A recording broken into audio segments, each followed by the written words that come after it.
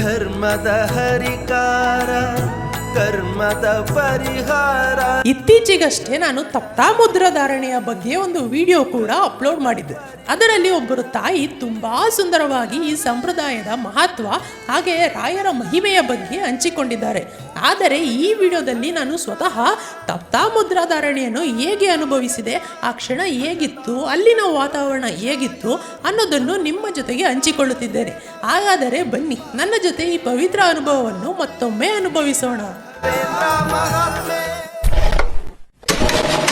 ನಮಸ್ಕಾರ, ಎಲ್ರು ಹೇಗಿದ್ದೀರಪ್ಪ? ನಾನದು ಚೆನ್ನಾಗಿದ್ದೀನಿ, ನೀವು ಕೂಡ ಚೆನ್ನಾಗಿದ್ದೀರಾ ಅಂತ ಅನ್ಕೊಂತೀನಿ. ಇಷ್ಟು ದಿನ ಡೈಲಿ ಲಾಗು ಅದು ಇದು ಶಾರ್ಟ್ ವಿಡಿಯೋಸ್ ಎಲ್ಲ ಮಾಡಿ ಲೈಫ್ ಅಂತೂ ಬೇಸೆತ್ತೋಗಿತ್ತು. ಇವತ್ತು ನಾವು ತಪ್ತಾಮುದ್ರಾ ಧಾರಣೆ ಇದೆ ರಾಯರ ಮಠದಲ್ಲಿ. ಹಾಗಾಗಿ ರಾಯರ ಮಠ ಕಡೆ ನಮ್ಮ ಜರ್ನಿ ಸ್ಟಾರ್ಟ್ ಆಗಿದೆ. ಸೊ ನಾನೀಗ ಸಿಲ್ಕ್ ಬೋರ್ಡ್ ಮೆಟ್ರೋ ಸ್ಟೇಷನ್ ಅಲ್ಲಿ ಇದ್ದೀನಿ. ಅಂಡ್ ಬನ್ನಿ ಈ ಜರ್ನಿ ಯಾವ ರೀತಿ ಇರುತ್ತೆ ನೋಡೋಣ. ಅಂಡ್ ಈ ಜರ್ನಿನಲ್ಲಿ ತುಂಬಾ ಲಾಂಗ್ ಇದೆ ಅಲ್ಲ, ಅದಕ್ಕೋಸ್ಕರ ನನ್ನ ತಮ್ಮ ಪುನೀತ್ ಇಲ್ಲಿದ್ದಾನೆ. ಸೊ ಬನ್ನಿ, ಲೆಟ್ಸ್ ಗೋ. ಗುರು ಟ್ರಾವೆಲ್ ಮಾಡ್ತಾ ಎಷ್ಟೊತ್ತು ನಾವು ರಾಗಿಗುಡ್ಡೆಗೆ ರೀಚ್ ಆಗಿದ್ದೀವಿ ಅಂತ ಗೊತ್ತೇ ಆಗ್ಲಿಲ್ಲ. ಈಗ ನಮ್ಮ ಪಯಣ ಶ್ರೀ ರಾಘವೇಂದ್ರ ತೀರ್ಥರ ಮಠದ ಕಡೆಗೆ ಸಾಗುತ್ತಿದೆ. ಅಂಡ್ ಬನ್ನಿ ಅಲ್ಲಿ ನಿಮ್ಗೆ ಎಲ್ಲ ಪರಿಚಯ ಮಾಡಿಸ್ಕೊಡ್ತೀನಿ. ಗುರು, ನೀವು ಚಿಕ್ಕ ವಯಸ್ಸಿಂದ ಕೇಳೇ ಇರ್ತೀರಾ, ವಿಷ್ಣುವಿನ ಶಂಖ ಮತ್ತು ಚಕ್ರ ಮುದ್ರಾ ಧಾರಣೆ ಮಾಡಿಸ್ಕೊಳ್ಳೋದ್ರಿಂದ ನಮಗೆ ವೈಕುಂಠಕ್ಕೆ ದಾರಿ ಸಿಗುತ್ತದೆ ಅನ್ನೋದನ್ನ ಕೇಳೇ ಇರ್ತೀರಾ. ಅಂತಹ 800 ವರ್ಷಗಳ ಇತಿಹಾಸವಿರುವ ತಪ್ತಾಮುದ್ರಾ ಧಾರಣೆ ಮಾಡಿಸ್ಕೊಳ್ಳೋಕೆ ನಾನಿವತ್ತು ರಾಯರ ಮಠಕ್ಕೆ ಬಂದಿದ್ದೀನಿ. ಜನ ನೋಡಿ ಎಷ್ಟು ಜನ ಇದ್ದಾರೆ ಅಂತ. ಈಗ ನಾನು ಲೈನ್ ಫಾಲೋ ಮಾಡ್ಕೊಂಡು ಲೈನಲ್ಲಿ ನಿಂತ್ಕೊಂಡು ಹೋಗ್ಬೇಕು. ಅಂಡ್ ಬನ್ನಿ ನಮ್ಮ ಪಯಣ ಹೇಗಿರುತ್ತೆ ನೋಡೋಣ. ಅಂಡ್ ತಪ್ತಾಮುದ್ರಾ ಧಾರಣೆ ಮಾಡಿಸ್ಕೊಳ್ಳೋಕೆ ನಾನು ಹೋಗ್ತಾ ಇದೀನಿ. ಸೊ ಅದ್ರ ಜೊತೆ ನಿಮ್ಮನ್ನು ಕರ್ಕೊಂಡು ಹೋಗ್ತೀನಿ. ಬನ್ನಿ ಒಳಗೆ ಹೋಗೋಣ. ಗುರು, ಲೈನ್ ನೋಡ್ತಾ ಇದ್ರೆ ನನಗೆ ತಲೆ ತಿರುಗ್ತಾ ಇದೆ. ದೇವಸ್ಥಾನ ಸ್ಕ್ವೇರ್ ಅಲ್ಲಿ ಇರುತ್ತೆ ಅದನ್ನ ಫುಲ್ಲು ಸುತ್ತೊಡ್ದು ಜನ ನಿಂತಿದ್ದಾರೆ. ಇವತ್ತು ಹಿಂದೆ ನೋಡ್ತಾ ಇದ್ದಾರೆ ಎಷ್ಟು ಜನ ಇದ್ದಾರೆ ಅಂತ. ಅಷ್ಟು ಜನನು ದಾಟ್ಕೊಂಡು ನಾವೀಗ ಹಿಂದೆ ಹೋಗಿ ನಿಂತ್ಕೊಬೇಕು. ಅಂಡ್ ಬನ್ನಿ ಲೈನ್ ಫಾಲೋ ಮಾಡ್ಕೊಂಡು ನಾವು ದರ್ಶನ ಪಡೆಯಕ್ಕೆ ಹೋಗೋಣ.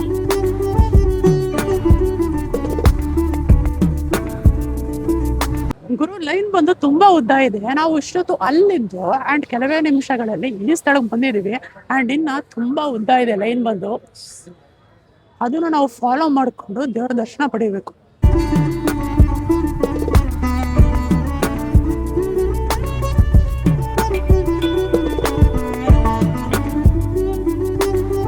ಸತತ 1 ಗಂಟೆಗಳ ಕಾಲ ವೇಟ್ ಮಾಡಿದ ನಂತರ ಈಗ ರಾಯರ ಮಠದ ಒಳಾಂಗದೊಳಗೆ ರೀಚ್ ಆಗಿದ್ದೀವಿ. ಈಗ ಜನ ನೋಡ್ತಾ ಇದ್ದೀರಾ ನನ್ನ ಸುತ್ತಮುತ್ತ ಎಷ್ಟು ಜನ ತುಂಬಿದ್ದಾರೆ ಅಂತ. ಒಳಗಡೆ ಸುಬುಧೇಂದ್ರ ತೀರ್ಥರು ಕುತ್ಕೊಂಡು ಅಲ್ಲಿ ತಪ್ತಾಮುದ್ರಾ ಧಾರಣೆ ಕಾರ್ಯಕ್ರಮನ ಏರ್ಪಾಡು ಮಾಡ್ಕೊಂಡಿದ್ದಾರೆ. ಅಂಡ್ ನಾವೀಗ ಲೈನಲ್ಲಿ ನಿಂತ್ಕೊಂಡು ಒಳಗೆ ಹೋಗ್ತಾ ಇದೀವಿ. ಬನ್ನಿ ಒಳಗೆ ಹೋಗಿ ನಿಮ್ಗೆ ಏನ್ ನಡೀತಿದೆ ಎಲ್ಲ ತೋರಿಸ್ತೀನಿ.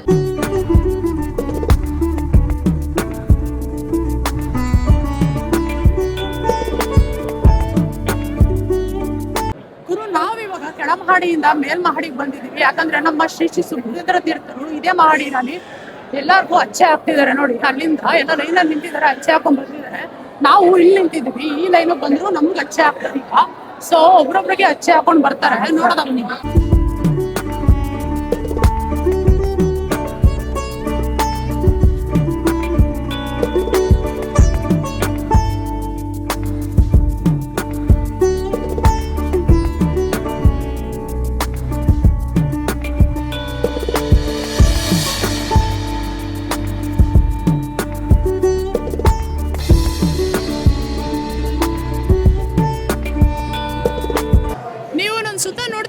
ಭಕ್ತಾದಿಗಳೆಲ್ಲ ಶಂಕು ಮತ್ತು ಚಕ್ರನ ಮುದ್ರಾ ಧಾರಣೆ ಮಾಡಿಸ್ಕೊಂಡು ಮೆಟ್ಲಿಂದ ಕೆಳಗಿಳಿದು ಬರ್ತಿದ್ದಾರೆ. ನಾನೀಗ ಇಲ್ಲಿ ಗ್ಯಾಲರಿನಲ್ಲಿ ಇದ್ದೀನಿ. ಇಲ್ಲಿ ಸಮಾರಂಭಗಳನ್ನ ಏರ್ಪಾಡು ಮಾಡ್ಕೊಂತಾರೆ ರಾಯರ ಮಠದಲ್ಲಿ.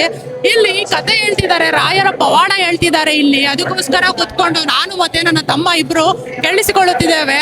ಅಂಡ್ ಈ ಮುದ್ರೆ ಏನ್ ಹಾಕಿದ್ದಾರೆ ಅದಂತೂ ತುಂಬಾ ಉರಿತಾ ಇದೆ. ನನಗೆ ಆಗ್ತಿಲ್ಲ ತಡ್ಕೊಳಕ್ಕೆ. 2 ಕೈ ತುಂಬಾ ಪಣ ಅಂತಿದೆ.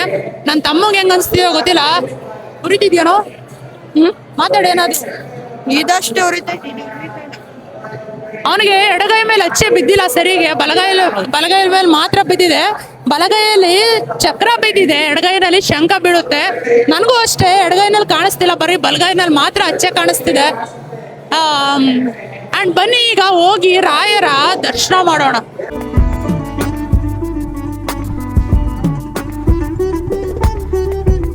ಗುರು, ನಾವಿವಾಗ ಇವಾಗ ಗ್ಯಾಲರಿಯಿಂದ ಹೊರಗೆ ಬರ್ತಾ ಇದೀವಿ, ಸಮಾರಂಭದ ಗ್ಯಾಲರಿಯಿಂದ ಹೊರಗೆ ಬರ್ತಾ ಇದೀವಿ. ಅಂಡ್ ಈಗ ಇಲ್ಲಿ ರಾಯರ ದರ್ಶನ ಮಾಡೋಣ ಬನ್ನಿ. ಇಲ್ಲಿ ರಾಯರ ಬೃಂದಾವನ ಕಾಣಿಸ್ತಿದೆ ನಿಮಗೆ. ಅಂಡ್ ಇಲ್ಲೆಲ್ಲ ಭಕ್ತಾದಿಗಳಿದ್ದಾರೆ. ಇಲ್ಲಿ ನೋಡಿ, ಎಲ್ಲ ತುಂಬಾ ಸಮಾರಂಭದಿಂದ ತುಂಬಾ ಅದ್ಭುತವಾಗಿ ಎಲ್ಲ ಅವ್ರವ್ರ ಕಾರ್ಯ ಮಾಡ್ಕೊಂತಿದ್ದಾರೆ. ಅಂಡ್ ಬನ್ನಿ ಈಗ ರಾಯರ ದರ್ಶನ ಮಾಡಿಸ್ತೀನಿ ನಿಮ್ಗೆ. ಗುರು ಇಲ್ಲಿ ನೋಡಿ, ನೀವೇನ್ ನೋಡ್ತಾ ಇದಾರ, ರಾಯರ ಬೃಂದಾವನ ಇದು. ಇವತ್ತು ಏಕಾದಶಿ ಪ್ರಯುಕ್ತ ರಾಯರ ಬೃಂದಾವನಕ್ಕೆ ಅಲಂಕಾರ ಮಾಡಿರೋಲ್ಲ, ಒಂದಗ್ಲು ಹೂವು ಕೂಡ ಇಡಲ್ಲ, ತುಳಸಿ ಕೂಡ ಇಡಲ್ಲ. ಇಲ್ಲಿ ನೋಡಿ ರಾಯರ ಬೃಂದಾವನ ನೋಡಿ, ಮೇಲ್ಗಡೆ ಮೂಲರಾಮ ಕಾಣಿಸ್ತಿದ್ದಾರೆ, ಅದ್ರ ಹಿಂದಗಡೆ ಆಂಜನೇಯ ಸ್ವಾಮಿ ಕಾಣಿಸ್ತಿದ್ದಾರೆ. ಅಂಡ್ ಕೆಳಗಡೆ ನಿಮ್ಗೆ ರಾಯರ ಬೃಂದಾವನ ಇದೆ. ಕಣ್ ತುಂಬ್ಕೊಳ್ಳಿ, ದರ್ಶನ ಮಾಡ್ಕೊಳ್ಳಿ ರಾಯರ.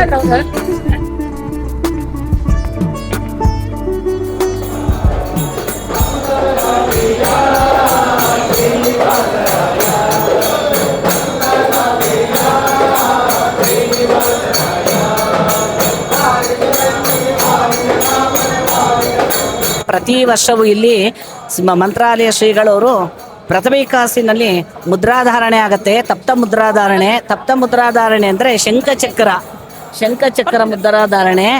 ಈ ಶಂಖಚಕ್ರವನ್ನ ಯಾಕೆ ನಾವು ಧಾರಣೆ ಮಾಡಿಸ್ಕೋಬೇಕು ಸ್ವಾಮಿಗಳಿಂದ ಅಂತಂದ್ರೆ ಅರ್ಥ, ಶಂಕರ ಚಕ್ರದಿಂದ ಏನಕ್ಕೆ ಮುದ್ರಾಧಾರಣೆ ಆಗಬೇಕು ಅಂತ ಹೇಳಿದ್ರೆ ಭಾಗವತದಲ್ಲಿ ಉಲ್ಲೇಖ ಇದೆ, ಮತ್ತೆ ಗರುಡ ಪುರಾಣದಲ್ಲಿ ಉಲ್ಲೇಖ ಇದೆ.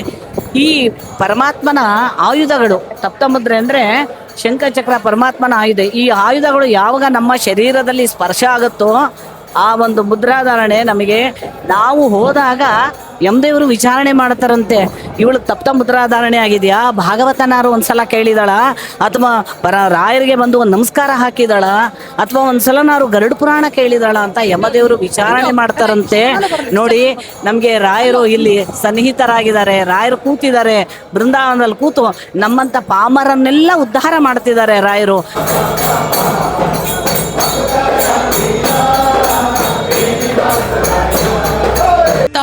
ಮುದ್ರಾಧಾರಣೆ ಎನ್ನುವುದು ಶ್ರೀಹರಿಯ ಶಂಕು ಮತ್ತು ಚಕ್ರದ ದಿವ್ಯ ಮುದ್ರೆಯನ್ನು ಗುರುಗಳ ಮೂಲಕ ಭಕ್ತರ ಭುಜಗಳ ಮೇಲೆ ಧರಿಸುವ ಪವಿತ್ರ ವೈಷ್ಣವ ಸಂಪ್ರದಾಯ.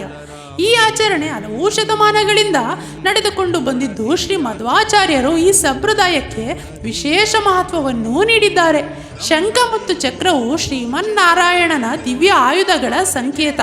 ಈ ಮುದ್ರೆಯನ್ನು ಧರಿಸುವುದರಿಂದ ನಾನು ಶ್ರೀಹರಿಯ ದಾಸನು, ಅವರಿಗೆ ಶರಣಾಗಿದ್ದೇನೆ ಎಂಬ ಭಾವವನ್ನು ವ್ಯಕ್ತಪಡಿಸಲಾಗುತ್ತದೆ.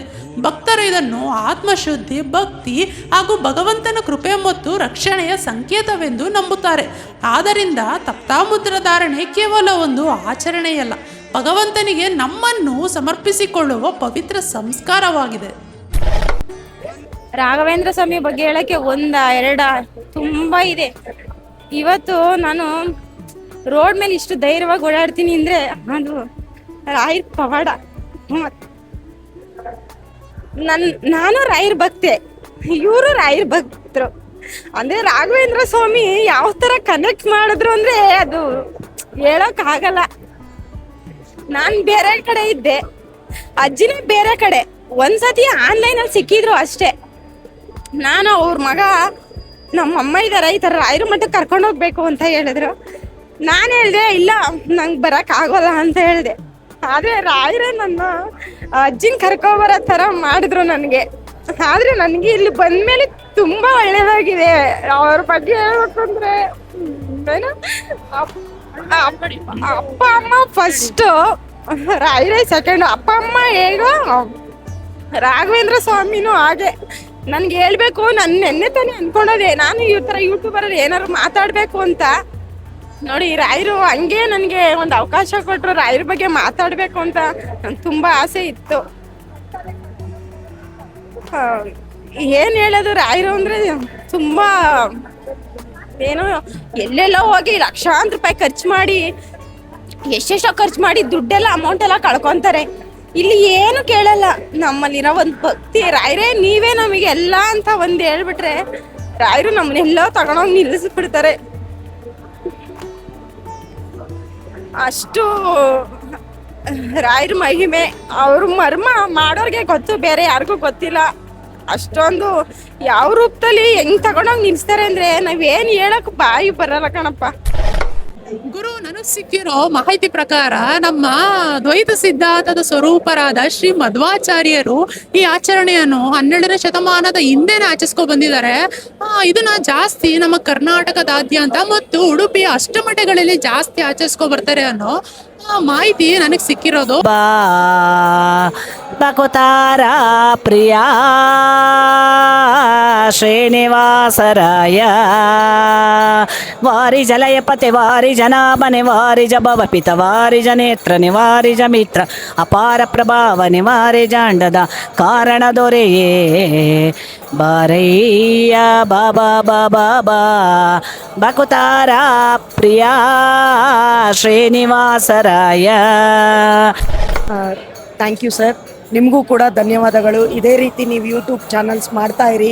ರಾಯರ ಕೃಪೆಯಿಂದ ನೀವು 100% ಸಕ್ಸಸ್ ಆಗೋಕ್ಕೆ ರಾಯರ ಆಶೀರ್ವಾದ ಸದಾ ನಿಮ್ಮ ಮೇಲೆ ಇರಲಿ ಅಂತ ಹೇಳ್ತಾ, ಆಷಾಢ ಮಾಸದ ಪ್ರಥಮ ಏಕಾದಶಿನಲ್ಲಿ ಬರುವ ತಪ್ತಾ ಮುದ್ರಾಧಾರಣೆ ಇದು ಕೇವಲ ದೇಹದ ಮೇಲೆ ಮೂಡೋ ಒಂದು ಗುರುತು ಮಾತ್ರವಲ್ಲ, ಅದು ಭಗವಂತನಿಗೆ ನಮ್ಮ ಜೀವನವನ್ನೇ ಸಮರ್ಪಿಸುವ ಭಕ್ತಿಯ ಸಂಕೇತ.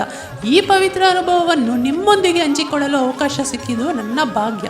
ಶ್ರೀ ರಾಘವೇಂದ್ರ ಸ್ವಾಮಿಗಳ ಕೃಪೆ ಎಲ್ಲರ ಮೇಲೂ ಸದಾ ಇರಲಿ.